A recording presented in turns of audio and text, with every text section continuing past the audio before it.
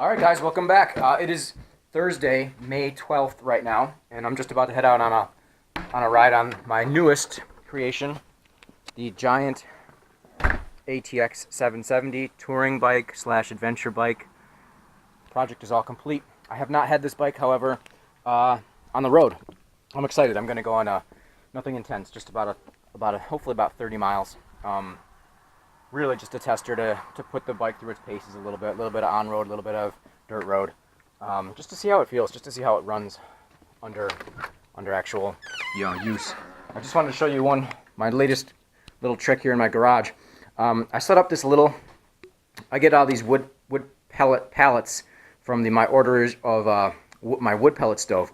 All I did is I took two of the pallets, I sanded down the surfaces here, and I kind of aligned the grooves so that I can just make a quick little bike rack out of it. So I've got one of my road bikes up here, so it can line up either so that it's on the flat board portion, which holds it up nicely, or I could even line it up so that it goes into the little groove down there. So I've got multiple ways to insert this into this little device. So this could hold probably up to 5 bikes, which is neat because right now I have all my bikes. They're still in my basement because we're still in the early bit of spring. Once the car is out of the garage for the winter, I can actually use the garage for cycling stuff, so it's pretty cool.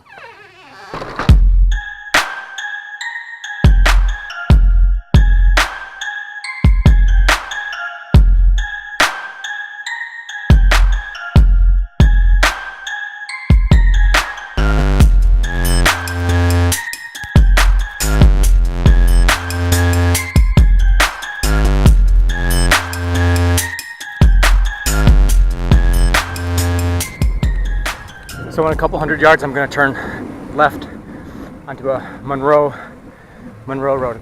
It's a dirt road.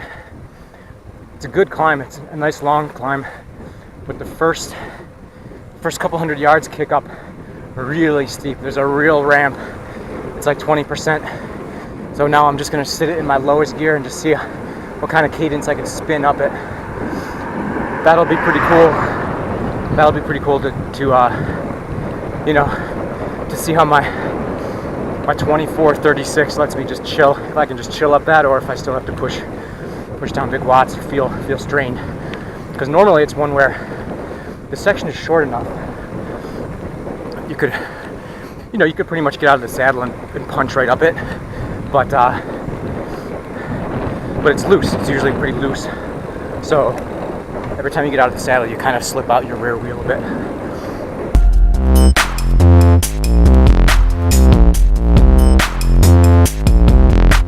Right up there, up ahead is where it gets really steep. It's already at 8-9%,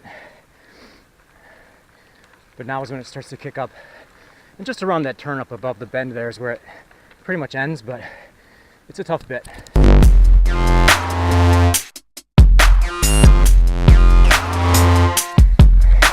Going 4 miles an hour, 19%. I've actually still got my 36 tooth. I didn't even go into it. I'm in my 2432. And it's still hard. Still a hard climb. But the tires are doing good on the loose stuff. No slipping. I'm able to sit the whole way. So that's pretty cool. Now it starts to ease up. I'll just start to shift up and move on with my life. So having done a few climbs now, one long one with the steep section, a few little punchy ones. I was out of the saddle for a little bit. A couple observations. This bike is pleasantly willing to go up. It's almost 26 pounds, and then you add the water and the bag. Probably talking about a 30-pound rig, but it's pretty pleasantly willing to just help you along.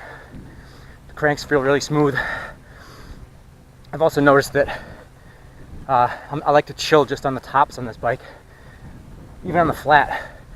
I think that's partially because the position is still a little bit a little bit aero or aggressive for a touring bike. I may end up adding spacers and raising the head tube a little bit. Not uncomfortable, just not particularly chilled out. But the tops are cool. It's a comfortable position to just relax on. And the drops are always there if I'm into a seriously windy situation. I want to just get a little bit lower. So, really, really like it.